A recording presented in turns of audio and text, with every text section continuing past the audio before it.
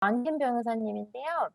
존 변호사님은 저희 아시안 아메리칸 정의진흥협회에서 아시아어 전화상담 프로그램 을 맡고 계신, 총괄하고 계신 디렉터입니다. 그다음에 윤일애 변호사님, 윤일애 변호사님은 한미연합회의 커뮤니티 서비스 매니저이자 한미연합회 산하 429 중재조정센터의 Certified Mediator이시고요. 마지막으로 이제 샌디 신 변호사님은 현재 LA 법률보조재단, 영문으로는 Legal Aid Foundation of Los Angeles 안에서도 로스앤젤레스 카운티가 운영하는 Stay House LA 카운티 프로그램에 소속된 변호사님이세요. 세입자 권리 전문 변호사이면서 유일하게 프로그램 안에서 한국어를 구사하실 수 있는 변호사님입니다. 그러면 빨리 진행을 하기 위해서 바로 존 변호사님한테 넘길게요. 존 변호사님. 안녕하세요. 정의진흥협회의 존 변호사입니다. 코로나 사태 때문에 지금 어려운 분들이 많은데 특히 경제적 문제로 렌트비 내는 것도 힘든 상황이 많습니다.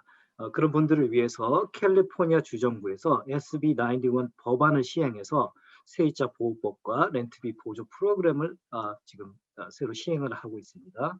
그리고 그래서 먼저 이제 SB 91 세입자 보호법에 대해서 말씀을 드릴 텐데요. 렌트비를 미지불해서 퇴고 소송하는 것을 2021년 6월 30일까지 법으로 유예를 시켰습니다. 그러니까 렌트비를 못 냈다고 이제 퇴고시키는 거를 일단은 막아놓은 거죠. 그 대신 이제 건물주는 15일 이내에 체납된 렌트비를 지급하라는 통지서와 세입자의 진정서 양식을 전달을 해야 됩니다. 만일 이거에 대해서 행동을 취하시지 않으시면은 건물주가 퇴고 소송을 할 수 있거든요. 여기에서 2020년 3월 이전에 체납된 렌트비는 포함이 안 되고요. 2020년 3월에서 8월 사이에 밀린 렌트비는 세입자가 코로나로 인해서 경제적 어려움이 있다는 진정서를 건물주에게 내면은 퇴고 소송을 방지를 할 수가 있고요. 2020년 9월에서 2021년 6월 30일까지 체납된 렌트비에 대해서는 세입자가 코로나로 인해서 경제적으로 어렵다는 진정서와 함께 렌트비의 25%를 내면은 이 렌트비를 못 냈다는 사유로 퇴고 소송하는 것을 막을 수가 있습니다. 그래서 제가 샘플로 여기 진정서, 그러니까 경제적으로 코로나 때문에 어렵다는 샘플 진정서를 보여드리고 있고요. 그 건물주가 이거를 안 줘도 안전하게 이거를 매달 렌트비를 낼 때 같이 내시는 게 괜찮을 것 같습니다. 존 변호사님 잠시만요. 예. 죄송합니다. 지금 슬라이드가 계속 1번 슬라이드로 되어 있어요. 스크린쉐어 하고 계시는데 넘기면서 하고 계신가요? 예, 1번으로 계속 돼 있나요? 네네. 저희 계속 그 타이틀 슬라이드만 보이고 있어서. 잠깐만요. 네. 여러분 죄송합니다.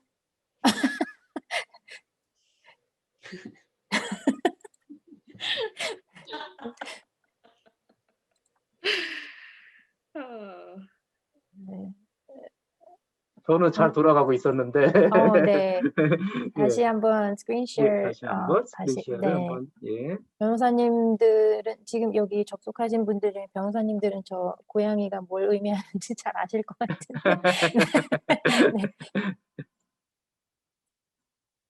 다시 한번 시작해 주시겠어요? 네. 1번은 보이죠? 2번 이제 보이시나요? 세입자 권리. 안 돼요? 네, 안 넘어갔습니다. 안 넘어가요? 그냥 슬라이드쇼로 한번 해보세요. 예, 슬라이드쇼로 하고 있는데. 그래요? 이상하네요. 예, 이상하네. 다른 모니터를 스크린쉐어이 돼 있을 수도 있을 것 같은데요. 예, 모니터 두 개 쓰시는 거죠? 네. 예. 다시 한번.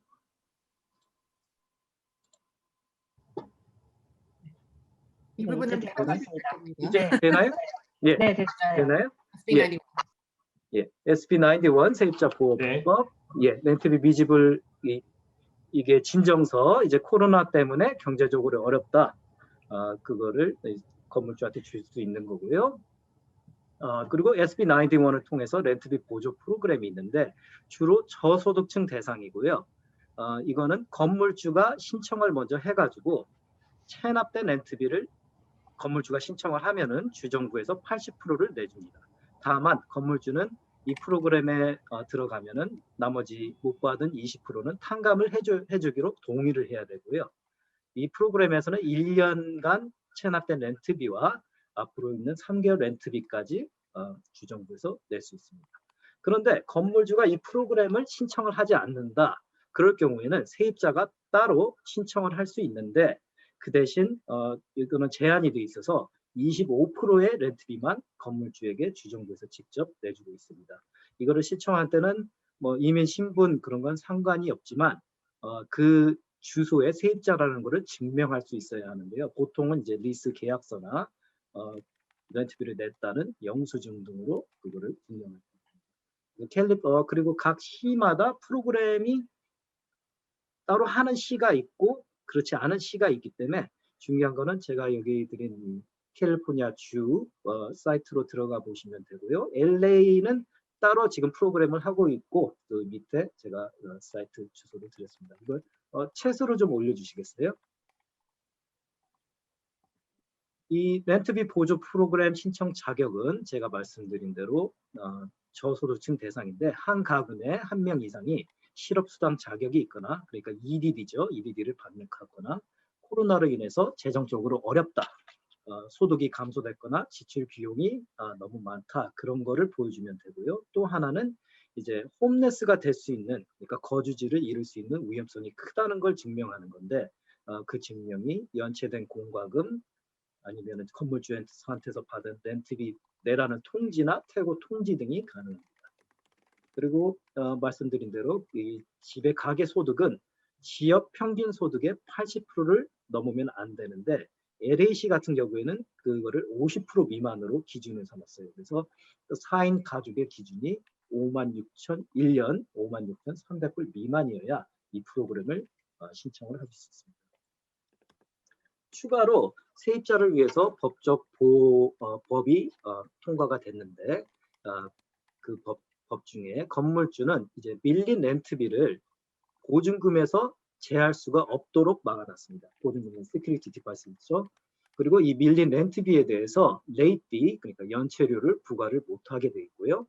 건물주는 이 렌트비 보조를 받을 수 있는 세입자가 자격이 되는데 이거를 보조를 받도록 협력을 해줘야 되는데 협력을 안 할 경우 문제가 생길 수도 있거든요. 그래서 만약 그런 문제가 있을 때 본인이 진심으로 협조를 했다는 서류를 제공할 수 있어야 됩니다.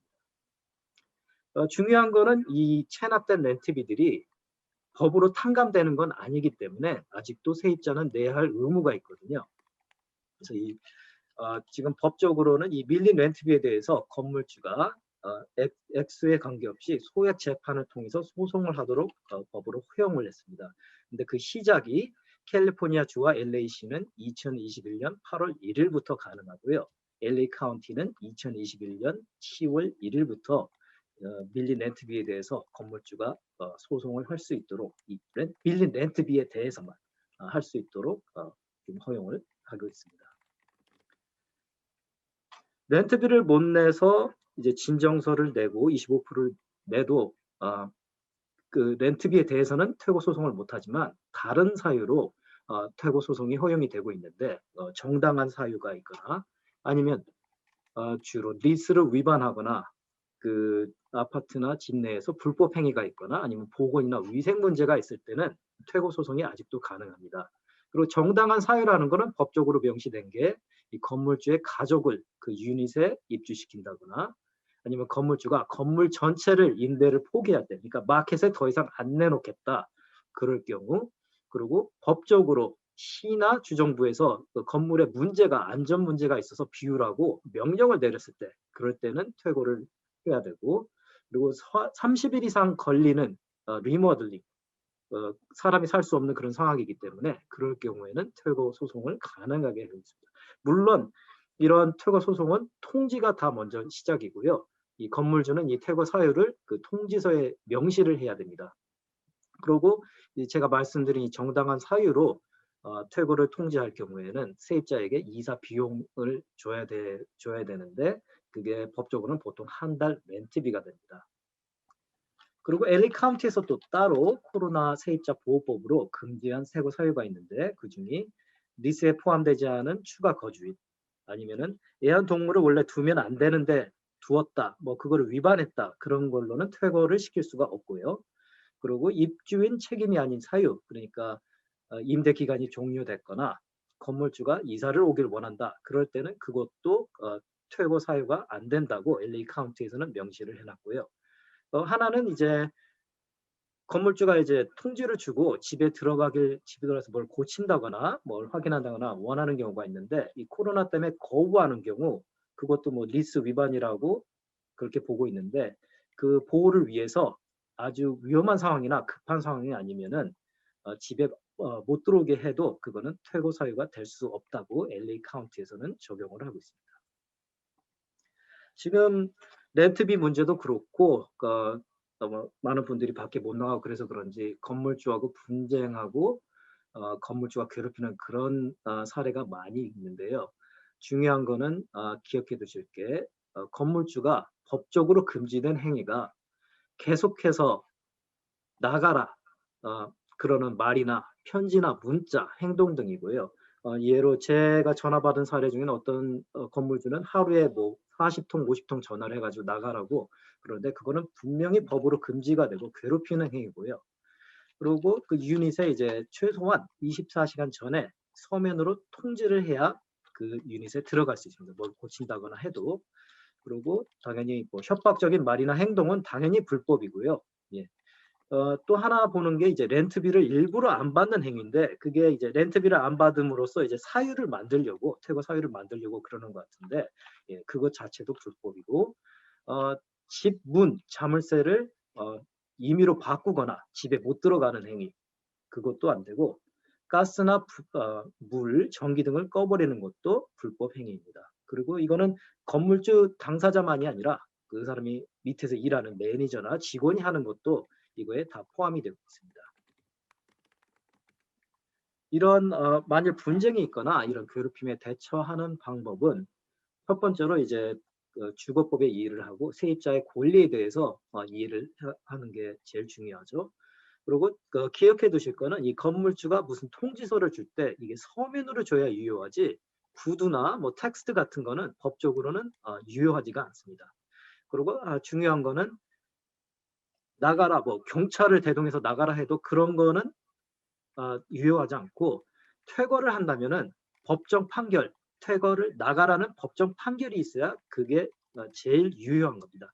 건물주가 자력적으로 문을 잠그거나 나가라 그런 거는 대부분 다 불법이고요. 또 많은 분들이 이제 나는 계약서가 없는데 이 집에는 살고 있는데 계약서가 없다. 그러면 내가 권리가 있느냐 그렇게 질문하시는 분들이 있는데 계약서가 없어도 그 집에 거주하고 있다면은 세입자의 권리가 적용이 됩니다. 물론 뭐 렌트비를 뭐 몇 달간 안 냈다 그런 거는 상관이 없고 그건 따로 문제이기 때문에 거기에 거주하고 있다면은 세입자로 권리를 주장을 하실 수가 있고요. 만약 위험한 상황이 있다. 뭐 심한 경우에는 이제 직접적 와가지고 뭐 총을 보여주면서 나가라 그런 협박을 하는 그런 경우가 있는데 그거는 당연히 형법적으로 또 불법이기 때문에 바로 경찰에 신고하시고 리포트를 하시고 또 괴롭힘이 심하면은 제가 말씀드린 대로 뭐 하루에 40통, 50통 전화를 한다거나 그럴 경우에는 민사적으로 접근 금지 신청도 가능합니다. 그리고 건물주가 이런 법정 명령을 통하지 않고 문 자물쇠를 바꾸거나 수도, 전기, 가스를 임의로 끄는 경우에는 민사 소송을 통해서 2,500불까지 민사 벌금이 가능합니다. 그리고 어떤 분들은 이제 내 이민 신분 때문에 이런 법정 가는 걸 꺼리시고 경찰 리포트 같은 걸 꺼리시는 분들이 있는데 법정에서는 이민 신분에 대해서는 전혀 묻지도 않고 상관하지 않으니까 그 부분은 걱정하지 않아도 될 것 같습니다. 통지서에서 잠깐 말씀을 드릴 텐데 건물주가 주는 보통 통지서가 3day 노티스, 3일 노티스가 있고 30일 노티스, 60일 노티스 그런 게 있는데 3day 노티스, 3일 노티스는 주로 렌트비를 요구하거나 뭐 리스 계약을 어겨서 이행을 해라 그렇게 요구할 때 그런 통지서가 있고요. 샘플로 3D 노티스를 보여드리고요. 이 3일 렌트비 요구 통지서는 지금 현재는 법을 지금 수정해 놨기 때문에 15일로 바꿔져 있습니다. 그거 기억해 두시면 되고요. 30일과 60일 통지서 이건 주로 이제 임대를 종료하는 통지서인데 1년 미만 거기에 거주한 세입자에게는 30일 통지서가 가능하고 1년 이상 거주한 세입자에게는 60일 통지서를 주게 되어 있습니다. 그래서 샘플로 여기 30일 통지서 30day notice to vacation에서 30일 후에 나가라 그렇게 요구하는 통지서입니다. 그리고 이런 분쟁이 있을 때 물론 뭐 법정으로 많이 통하지만 그 전에 중재나 다른 이제 건물주하고 서로 이제 절충을 하는 그런 방법이 있는데 그런 중재를 도움드릴 수 있는 단체가 저희 한미연합회고요. 사이구 중재조정센터의 윤일의 변호사님이 이거에 대해서 설명을 드리겠습니다. 네, 안녕하세요. 저는 소개받은 사이구 중재조정센터 전문조정인 윤이래입니다. 제가 앞서 존킴 변호사님께서 그 팬데믹 상황 하에서 그런 세입자의 권리나 그 건물주와의 분쟁 상황의 대처 방법에 관해서 자세히 설명을 해주셨는데요. 이런 분쟁에 대처하는 어떤 해결 방안 중 하나로서 이제 저희 사이구 센터가 도와드리고 있는 조정 절차에 대해서 간단히 안내를 드리겠습니다. 먼저 조정이란 소송이 아닌 대안적 분쟁 해결 수단이고요.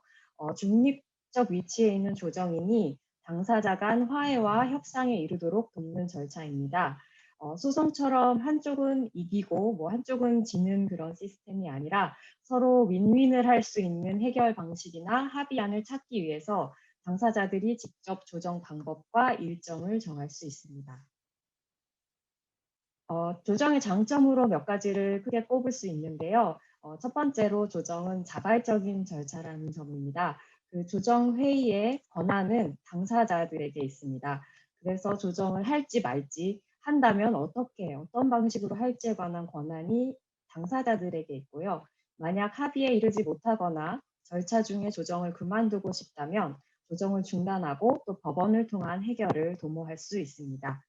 그리고 두 번째 장점은 비밀 유지 절차라는 점입니다. 네, 그 조정 절차에서 당사자가 주고받은 대화 그리고 자료라든지 그 협상 내용은 모두 비밀이 유지됩니다. 그리고 소송에 비해서 시간이나 비용이 절약된다는 장점도 있습니다. 다음 페이지 넘겨주세요. 네, 그래서 집주인 세입자 간 분쟁이 생겼을 경우에 사이구센터가 어떤 도움을 드릴 수 있을까요? 그래서 소송 전이나 소송 중이라도 당사자가 조정을 원하는 경우에 사이구센터에 조정을 신청하시면 담당 조정인이 상대방에게 연락을 해서 상대방의 조정 희망 의사를 확인하고 절차를 개시할 수 있습니다. 그리고 양쪽의 동의를 받아서 조정 절차를 진행하고요. 그리고 쌍방이 원만히 합의에 이르도록 도와드립니다. 그리고 저희 센터의 가장 어떻게 보면 강점이라고 할 수 있는 부분이 이중 언어로 조정을 도와드린다는 점입니다. 그래서 예를 들어 한쪽 당사자는 한국어만 하시고 상대방은 영어로만 소통을 하실 경우에 저희 한국어와 영어를 모두 할 수 있는 전문 조정인들이 그 조정 절차에 관여를 해서 언어적인 부분도 도움을 드립니다. 마지막으로 몇 가지 유의하실 점이 있는데요. 조정은 소송과 다른 별도의 절차이기 때문에 또 조정인이 변호사처럼 어떤 한쪽 당사자를 위해서 변호를 하거나 법률적인 자문을 제공하지는 않습니다. 그렇기 때문에 현재 진행 중인 소송 절차라던가 소장, 답변서 제출과 같이 소송에서 대응하는 방법이나 법률적인 이슈들은 전문 변호사나 또는 여기 계신 그 LA 정의진흥협회 그리고 LA 법률보조재단 같이 법률 상담을 전문으로 제공하시는 단체를 통해서 확인하실 필요가 있습니다. 지금까지 저희 조정센터 조정 절차에 대해 간단히 안내를 드렸고요. 이어서 또 신디 신 변호사님께서 조정이 아닌 소송에서 일어날 수 있는 일에 대해서 또 상세하게 설명을 드리겠습니다. 저희 이번 조정센터 관련해서 문의하실 부분이 있으시면 전화 주시면 저희가 좀 더 상세하게 안내를 드리겠습니다. 감사합니다. 안녕하세요. 신디 신 변호사고요. 저는 소송 자체에 대해서 퇴거 소송에 대해서 이제 설명을 드리고자 하는데요. 다른 민사 소송과 달리 퇴거 소송은 조금 빨리 진행되기도 하고 절차가 달라요. 그래서 그거를 좀 손쉽게 설명해 드리고 싶은데, John, can I move on to the summons slide? 이제 중재가 안 되고 집주인이 소송을 걸기로 시작한다면은 그거를 저희는 unlawful detainer action이라고 해요. 앞에 존 킴 변호사님이 말씀드렸다시피 만약에 이제 3일장, 15일장, 30일장 아니면 60일장을 받으시고 그 날짜가 끝나면은 집주인이 소송을 시작할 수 있는 권리가 생겨요. 그래서 그 노티스를 받으시면은 소송은 대비를 하시기 시작하셔야 돼요. 그래서 저희 재단이나 아니면 stayhouseLA.org로 문의를 주시면 어떻게 준비를 해야 될지를 저희가 상세히 알려드릴 수 있어요. 그래서 이제 그 기간이 노티스 기간이 끝나면은 이제 집주인이 이 summons 앞에 스크린에 보이시는 그런 서류를 접수를 시켜요. 그리고 summon스는 이제 소환장이고 고소장도 같이 이제 접수를 시켜요. 그러면은 접수시키자마자 법정에서 2장짜리 노티스가 와요. 소송이 그러니까는 집주인이 소송을 시작했다는 걸 알리는 그 2장 알림장이에요. 근데 소송 자체는 그 컴플레인트를, 그러니까는 고소장을 받으실 때까지는 시작이 안 돼요. 그래서 그 고소장과 소환장을 이제 process server, 그 전달자나 아니면은 이제 sheriff가 나와서 그거를 전달을 해요. 그 방법은 그 본인한테 직접 이제 그거를 전달하거나 아니면은 가정에 있는 그 다른 어떠한 분한테 그걸 전달을 시키면 이제 소송이 시작하는 거예요. 근데 이제 퇴거 소송은 진행이 되게 빨라요. 그러니까는 그 소환장이랑 고소장을 받으시자마자 5일 안에 답변서를 제출을 하셔야 돼요. 그래서 이제 그 답변서를 5일 안에 제출을 안 하실 경우에는 강제 퇴거 당하실 수 있어요. 그러니까는 자동으로 지게 되는 거죠. 그거를 이제 막기 위해서 이제 그거를 걸석 판결문이라고 한국어로는 하더라고요. 저는 그냥 손쉽게 자동으로 진다고 그렇게 말씀드리고 있어요. 그래서 이제 5일 안에 답변을 해야 되는데 답변을 어떻게 하냐? 서류가 있어요. 법정에서도 그 서류를 제공을 해주고 아니면은 이제 저희 재단이나 아니면 아까 전에 말했듯이 Stayhouse LA로 문의를 주시면은 그거를 이제 저희가 제출할 수 있게끔 도와드려요. 그리고 이제 만약에 그거를 제출을 못했을 경우에는 이제 sheriff가 notice to vacate이라는 거를 아까 전에 이런 노티스를 집에다가 붙여놔요. 그거는 이거를 받은 날짜로부터 5일 안에 sheriff가 와가지고 만약에 안 나가면은 강제로 그 문 열쇠를 바꾸고 내쫓아요. 그래서 빨리빨리 그 소환장이랑 고소장을 받으시면 5일 안에 답변서를 제출을 해야 돼요. Next slide. 그래서 이제 5일 안에 답변을 제출을 하면은 이제 소송이 정식으로 시작을 하는 거예요. 보통 이제 재판이 20일 안에 날짜가 잡혀요. 그 이유는 이게 이제 아파트나 뭐 집이랑 관련된 거기 때문에 집주인한테 빨리 집을 되돌려 주는 게 목적이기 때문에 이런 재판들은 다른 민사 소송보다 빨리 진행이 돼요. 이게 20일 안에 잡히는 재판 날짜는 판사 앞에서 하는 재판이고요. 또 따로 별도로 이제 서류를 접수를 하신다면 배심원 재판도 신청할 수 있어요.